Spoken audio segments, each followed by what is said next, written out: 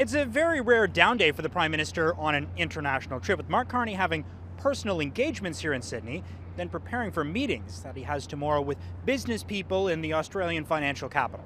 Carney has still yet to speak with the media since leaving Ottawa 6 days ago, cancelling a press conference Monday in New Delhi after meeting with Indian Prime Minister Narendra Modi, where he signed multiple commercial and trade deals with India as the two countries officially reset relations after the Canadian government alleged Indian involvement in murders and extortions in Canada. In Carney's stead, multiple ministers have been dispatched to speak with reporters. Tuesday, it was Defence Minister David McGuinty, who again shifted the Canadian position on what he called a war between the U.S. and Israel versus Iran. He hopes that cooler heads prevail.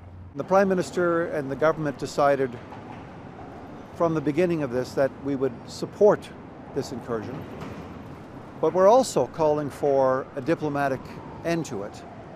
We very much would prefer to see peace and a ceasefire.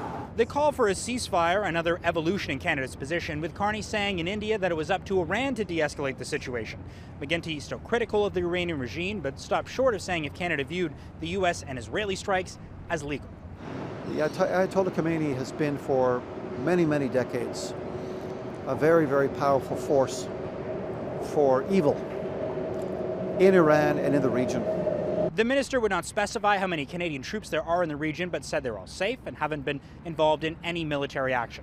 The Prime Minister will likely be pushed on his stance in Iran and opposition within the Liberal caucus for his support of the strikes when he's expected to speak with the media on Wednesday here in Sydney for what would be his first press conference since February 17th. MacKenzie Gray, Global News, Sydney.